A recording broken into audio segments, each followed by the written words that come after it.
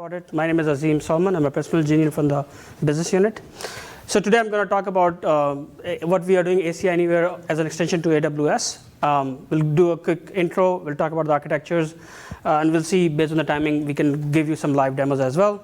And we'll go into the couple of use cases. We have two types of use cases or categories of use cases: network as well as policy segmentation. So from introduction perspective, what we have done in ACI when we started the journey, we already have on-premises data center where we are doing zero-touch provisioning. We manage multiple different fabric by orchestrator called multi-site orchestrator. And then we started doing with extension to AWS and Azure, which is coming in next couple of weeks as an EFT. The goal here is we build a universal policy, which is cloud neutral, and we can extend this to any cloud provider. That way, it will be seamless to you that you can manage as many cloud providers you want with hybrid solution as well. So as a reference, this is a simple mapping. Each cloud construct has different types of nomenclatures. What we did is we try to map them closer to possible combination based on ACI policy. And when customers creates those policies extensions, it goes automatic translation in the cloud epic, which is a controller sits in each of the cloud provider. Another reference, so this gives you a simple mapping example, like ACI different constructs where we have security domain, which is allowing you to do RBACs. Then you have tenant, which is administrative boundary. Then we use site or pod to delineation where the physical location of the data center exists for the policy domain. VRF, I'm pretty sure as you all know, it's used for virtual route forwarding. Path and node attachment is just a fault domain. I can have two different distinct links or different switches, and BD subnet is to use for layer 2 boundary. Similar constructs exist in every cloud provider. The name and acronyms might be different, but they're almost the same from the functional perspective. So what we're trying to solve, three key things that we want to solve in the extension to the public cloud. First, automation, because you are doing a lot of different constructs, connectivity, as well as policy extensions. So we want to make sure that we do fully automated interconnect both on-premises to the cloud, as well as cloud to cloud. So that is one key objective. Second is you have too many change management or change control options. Like if in AWS you're using AWS Management Console, or you're using their API, same thing goes to Azure and other cloud provider. So we want to give you a fully consistent policies. If you're making changes from multiple different footprints, we want to make it consistent. At the same time, we want to stretch it consistently across. And finally, any technology you want to adopt, we want operations to be simplified to do day 0, day 1, and day 2. So this is a logical view how to use it. You will create templates and policy schemas in the multi-site orchestrator, which becomes a universal orchestrator. Once you're done, you attach to each individual site you want to push it through. So in this case, if I want to change any policy, I will send it to Epic. That will go through the APIs to the Epic controller and will get pushed through all the way to the last mile, which is your leaf nodes. Similar thing will goes to the Cloud Epic. The Cloud Epic will have availability from the marketplace. So each cloud provider has their own marketplace where they allow different vendors to give their software codes or bits. So in this case, Cloud Epic is already available from AWS Marketplace, and shortly it will be available to Azure Marketplace as well. In this case, the policy gets through the Cloud Epic, gets translated to the cloud native APIs, and gets provisioned. Any questions so far? Make sense? So now we'll go in the architecture. So how we built that it becomes scalable. So we have three key components from the architecture perspective. First is definitely the policy definition. We want to make sure whatever you're defining in ACI has a way to translate and scale. So we have all these yellow ones as core component for the policy translation. We call it policy distributor, policy manager, so they translate and scale the policies. The second component is more to connect them. So connectors are written in Golang and all the new cloud constructs where we will allow you to talk to the REST APIs behind the scene. So we are not calling sequential orchestration codes, we are doing everything in real time. And then finally, of course, we use all these APIs from different cloud providers. At the same time, we also automated our CSR 1000V, which is already shipping for past couple of years in both AWS and Azure. So all the forwarding is taken care from CSR. We also manage one or more regions. in most cloud provider case, if you have used in the consoles, they allow you to select one region and then do configuration, because logically it's one data center they use as a region. In our case, you can do one or more at the real time. This is the reason we want to do it, because a lot of customers who want to use compliance, they like that model. I can have two distinct applications pushed to two different regions at the same time, so they become active in that case. So what the node or resource look like in the Cloud Epic construct?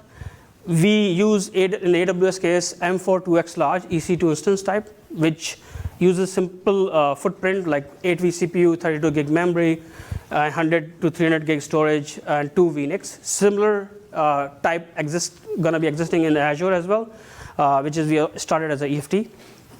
So what are the common new terms that you would need to make sure that you get the cloud abstraction policy also in the system?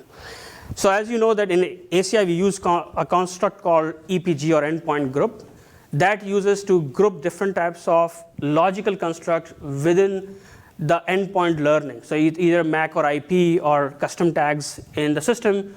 Now in cloud case, since we don't manage the underlay, we will be managing the compute resources and overlay case, we use the collection of network interfaces in the cloud provider.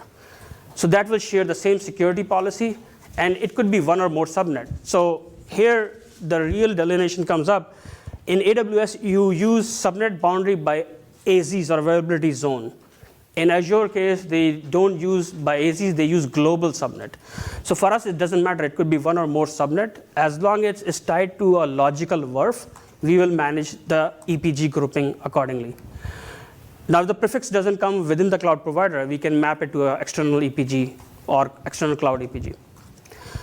Now, what about classification? Of course, if you are doing in the cloud, you want to make sure that you start with some sort of a auto-quantine classification. Let's say you brought up an EC2 instance in your prod environment, and that becomes flooding. Then you are doing manual segmentation to take it out, right? So why don't I do it automatically that it becomes quantine by default? So we actually did some innovation in that area called cloud endpoint classification. So there are two types to do this. I can use a regular predefined tags that's available in the cloud provider. So I can use IP address and subnet or region or zone to define if my EC2 instance comes up on this particular IP address or region, can I auto-quantine and move it to a different cloud EPG? So simple example, I have cloud EPG prod versus cloud EPG dev. If they are both sitting in the same region, I just want to make sure there is a demarc. But let's say they don't follow the same model. Customer has mixed environment. I can tag and label them as well. So this is where it's very interesting. You can define them as a default policy in the system, and then you can use it. So if you have used in older days of networking, the concept of junk VLAN, where we use VLAN 998 or VLAN 999, and we allocate this to access port, by default somebody connects to those, it becomes quantine as a junk VLAN. Similar logic we are using in the cloud case. So let's take a simple example. So we created a matching expression. If we have cloud EPG called dev and cloud EPG called finance, we can just define a regular expression or matching expression. If they match this by default, even before the EC2 instance completely boot up, we will quantine it. There are multiple ways to look also this in case of compliance. Let's say you want to do GDPR or different other compliances case, you can define geolocation attributes and other attributes as well. So it really helps in those cases. Now what about the infrastructure, like how you will do the connectivity part? So far we talked about how it's built, what are the core constructs of it. So we use this hub and spoke topology. In this case, Intra-VPC is your hub and spokes are your user VPC. Intra-VPC is nothing, just a transit VPC in this case. And the reason we went this route, it's more scalable, because if I have to connect to multiple on-premises data center or multiple cloud connects, I can use this as my core connectivity to outbound. So Intra-VPC becomes my extension to both locations. Is there support for transit gateways, or will there be support for transit gateways? Very good question. So transit gateway came up last year, late November in AWS reInvent, and they literally launched a few weeks back for DX support. So the way we are envisioning is this Intra-VPC will talk to transit gateway. So in this case, no architecture changes. It's just think this way, this is talking to a new default gateway. That's it. So yes. Quick question. Does Does the cloud APIC infrastructure allow you to do multi-cloud without hybrid cloud? Yes. So question you're trying to go is, if I want to do without any on-premises, can I do multi-cloud? Yes, we do it, and that's where when we are doing Azure, the goal here is I can have Azure, I can have AWS, and I don't have on-prem. I can use cloud busting between the two. Yeah, why not? Perfect, because last time I saw this, it still required an on-premises ACI. Yes, you're right. The reason we went, because at that time we were doing only one cloud, right? So it doesn't make sense to do it. Now in Azure case, that's we are supporting it. That's awesome, thanks. So what is Intra-VPC, just to give you a quick thought process. So it uses not only connect to cloud, that we just talked about it also uses to connect cloud to on-premises, which is hybrid case. User VPC is where you will deploy your application. Now key thing in this case, all these things we are doing right now for the greenfield. That means we will create and we will manage. Later on, in future, we can even do for brownfield, but that's not what we are doing right now. Our goal is to, why don't we create it, we manage the whole life cycle, and if you have to delete or clean up, we will do that as well. Now, there are different types of design which we have seen very commonly used by large customers. I might have a case where I have a global customer. I'm sitting in US, I'm sitting in Europe, and my developers are spread across, right? I might have some sitting in US, some sitting in Europe, and even my client database is also accessing from whole world. So I might have two hubs. So I can have Intra-VPC in US, and I can have Intra-VPC in Europe as well. Same thing, I can do it by one hub and multi-spoke. So let's say my majority customers are sitting within US, and my interconnect between on-premises and the cloud is only coming from one major region, let's say US East, for example. So why I can not use one region and manage it? So I can do any combinations. Similar I can do is multi-hub and multi-spoke, which means multiple user VPC as well. So far this is how you do build the infrastructure. I know we always want to go geeky, so we want to understand some packet flow and packet walk. And I love this way. So let's go a quick way. So I have three common scenarios. First is, what about within one VPC, right? So if I have within one VPC, there are a bunch of different EPGs. They're sitting within their specific user VPC. So in this case, what we are doing, let's go packet walk in this case. So I have EC2 instance 1 and 2. First, what we'll do, we will map them. So we need to map them by using tags, labels, depending what a mapping customer likes to do it. Once we have mapped it, then we will define that are they tying to the same security group rule? Because in AWS case, it's all about security group rule by either inbound versus outbound. Once the group rule has been done, we will look using the API what needs to be programmed. If you have done a quarantine rule, we'll go and program that. If not, whatever the default rules you want to use, we'll go and program that. Once done, it needs to forward to a route table within that user VPC or shell. And it will know it's a local one, so it will look on the route table. And I've captured even the screenshots of AWS so you can correlate easier. So here it looks it's a local one. It will send the packet directly to the destination instance. Make sense? So it finally reaches. As long as you're not using inbound different rule, it's going to be delivered. Now let's go and talk about across. So what if I have multiple user VPCs and I want to go across different VPCs? So in this case, I have a requirement that some of the EPGs are sitting in user VPC 1 and some are sitting in user VPC 2. Again, it's a hub and a spoke topology. So I want to go through the infra VPC, which is logically a transit. So let's go and do a packet walk as this case as well. So the mapping doesn't change because that's the same process of behavior. So we'll do the mapping to security group. We'll look to the security group rule. We'll send it to the route table. The distinction comes at the route table level, right? Because route table doesn't know the routing of this case. It's only know the default route, which is the VGW route. So in this case, it's sent to the VGW. VGW already have a peering done, which we have done at initial when we have brought up the cloud APIC. It knows it needs to go through the hub. So it will send to the hub. Of course, hub has connectivity to all the spokes. Then infra VPC will take care and forward to the destination VTAP or user VPC. And then once it reaches there, it will follow the same path and deliver. Any questions? Make sense? Where would policy or contracts that were negative that actually stop the traffic, where does that get applied in this? So policy is same in this case, right? So if we are using security group mapping, so policy is applied to each of the user VPCs. Right. So it would be at the VGW or it would be at the CSR 1000V? Where would that traffic actually be dropped? So in this case, the policies are applied to the security group rules in each of the user VPC. So traffic is not getting dropped here. If the only thing it will know is if the packet is not destined to this one, it's not going to forward it. Right. If the packet is destined to it, it will just forward it, and then based on the security group rule, it will hit this level. So it'll drop us at the egress. Exactly. Okay. The only thing this which will be my next use case is if I am doing between cloud and on-premises, in this case, CSR knows there needs to be a tunnel between on-premises and the cloud. Now, tunnel could be VPN, express route, direct connect, depending how bandwidth and speeds are happening. So in this case, it knows that if there is no tunnel, it will drop the packet here. It doesn't even go at the policy level. So let's go even packet walk in this just to give you the clarity.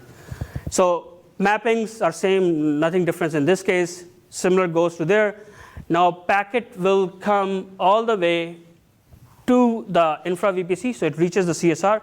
Now CSR should have a route through the IPsec tunnel, which is logically your underlay for us, right?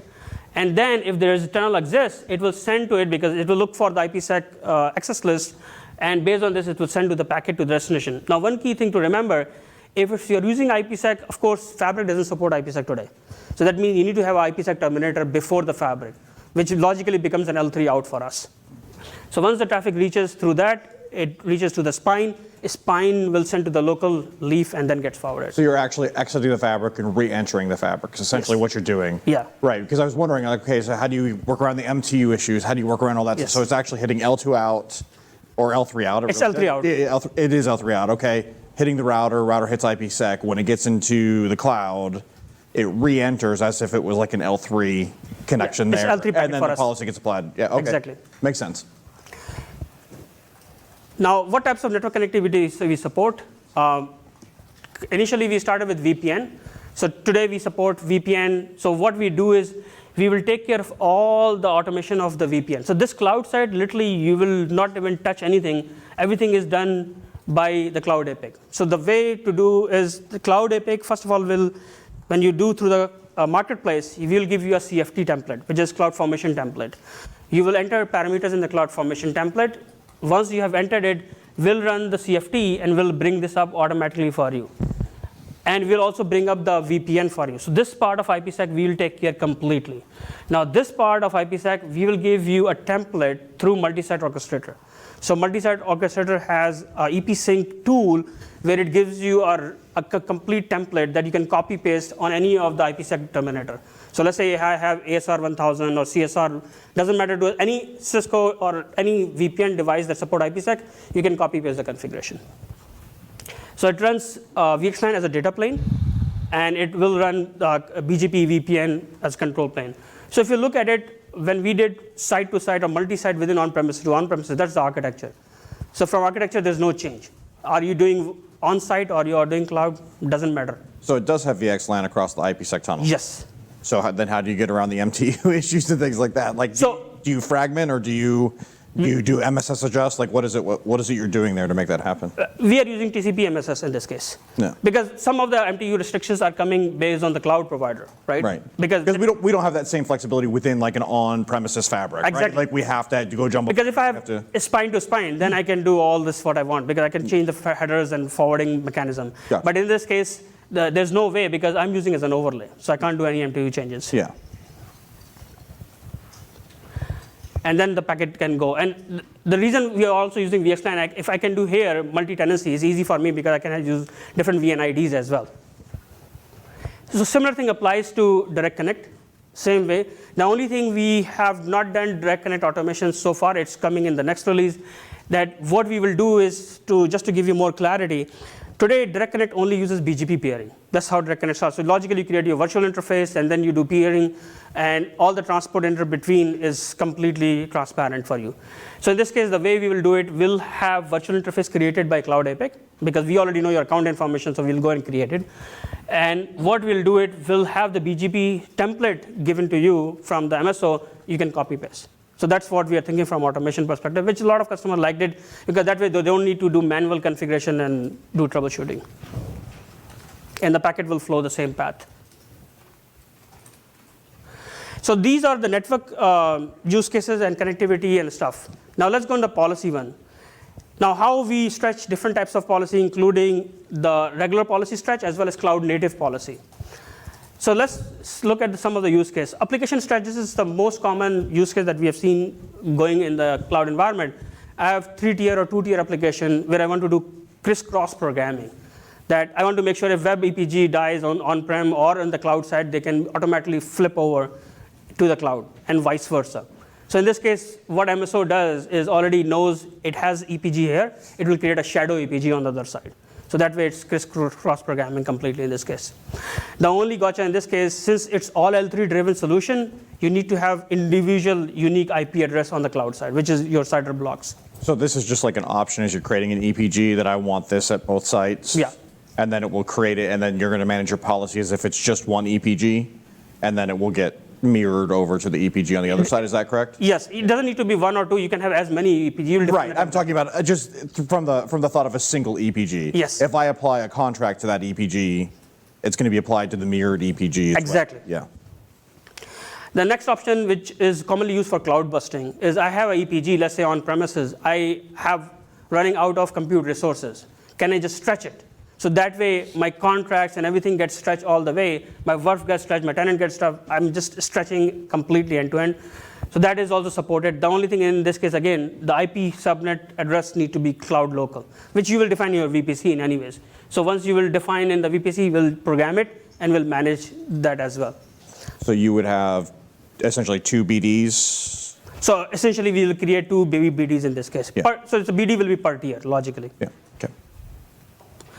This is a shared service case, which is commonly seen for migration customers cases. So let's say you have on-premises data center, and it can work in both ways. So I might have migration from on-premises to cloud or cloud to on-premises, doesn't matter. In this case, what we are doing here, that you will define the provider. Now, wherever the shared service sits, that will be your provider. Rest are all consumers. So in this case, what we are doing verb leaking. So that's where CSR really helps us, because CSR, we have a bunch of different verbs. So we'll do RT, and we'll do the taggings to do the route distribution. So that's where really helps us to do that. Now, contracts and policy doesn't matter. You can do CRISP programming or you do individual. It's independent of it. This particular use case is concept more for internet. Now, there are a bunch of different ways to do it. In AWS case, since internet is by default not available to go outbound, you have to attach your endpoint for IGW, which is Internet Gateway. In Azure case, it's completely different. By default, they allow everything to go to internet. So in AWS case, what we did is, if you want local L3 out, you will just attach through the policy that, okay, this endpoint needs to have IGW and get out. So we'll take care as a L3 out locally for the cloud. Same thing exists for the on-premises. Now, what we have seen, another variation of this is where customer has a very high compliance or InfoSec requirement that every traffic should go through on-premises before it gets out. Like, simple example, I have a concept of DMZ where I want to make sure that my InfoSec tools are connected with perimeter firewall, which is on-premises. I want to make sure every traffic comes there, I can sniff it, then I allow to get out, like a central internet concept. So that we use as a shared L3 out, which is already supported between on-premises to on-premises. Same thing applies to the cloud. So you will create a shared L3 out, will enforce the default route on the shared L3 out. So those are common use cases from a policy. Let's go to the cloud native services, which is very heavily used in the cloud. So first cloud native that we use is ALB, Application Load Balancer, commonly used to do scaling for your compute resources. So in this case, what we are doing here will add ALB part of your same user VPC. So let's say you started a web server, either cloud busting or any other use case, and your application team is saying, no, it become on a high demand. Can you put a VIP in front of it? Like same way as you do on premises for service chaining. So similar thing we are doing here, we'll just create a contract and service chain. So we'll create a contract first, then we'll create a service graph, and we'll just chain the application load balancer in this case. So with that, let me quickly go to the demo and show you a couple of demos to show how real this is. All right. So this is my MSO.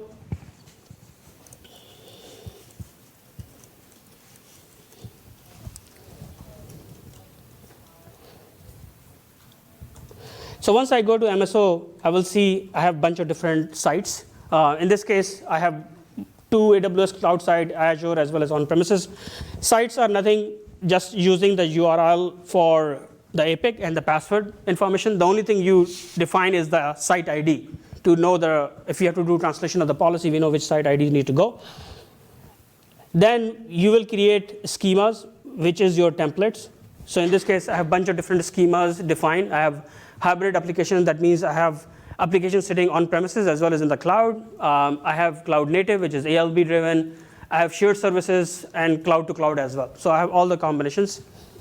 Now, once you define those schemas, you will create a tenant and attach to it. So in this case, I have a Cisco Live student. I just attach those particular tenants to which cloud site I want. So that way, when I'm making the changes, I know it needs to go which site. So let's go a simple example. I have this template where I have database sitting on premises, and there is a contract, and I have web sitting in AWS. And what is doing it, web is querying the database on premises as long as the contract exists, which is this guy. So as long as this contract exists, it will fetch the images from the on-premises. If the contract got deleted, I won't be able to fetch any image. So let's see it's working before I make the change. So this is my image running. So you can see the image server getting refreshed by showing different types of car images. Now let me go and make a change to the contract. So I just delete this. So as soon as I delete, it's asking me, you have to deploy, because it recognizes that there is some change happened to the policy. Okay, I said, let's go deploy it. So once deployed, it gives me even bar, okay, you made a change that will impact these policies. Now, there are multiple ways to solve this problem. If you don't want to impact all the cloud providers at the same time, you can define multiple schemas. So that way, it doesn't get attached.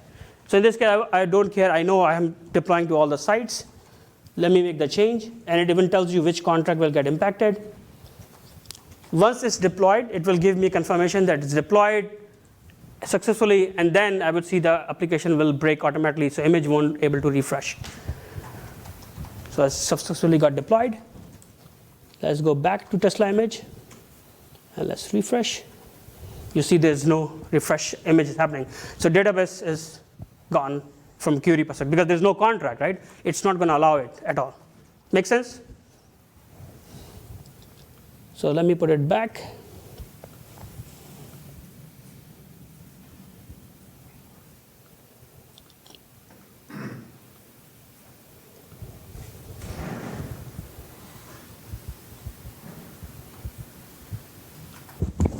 So you see, as soon as I put it back, it started right away. I don't even need to refresh at all. So that is the first image. Let me show you another one, which is very interesting. So what about applications that we have not even configured from the cloud APIC perspective, right? So in this case, I have ALB defined, and you can see this is using AWS ALB. And what I'm also doing is I'm accessing an S3 image. So S3 is a file server block storage in AWS. Now what I'm trying to show here is you can have cloud native services combined even if we are not automating it. So customer might have a case where they are doing ALB automation from the cloud APIC, but they might have services which we have not integrated completely from the cloud APIC perspective.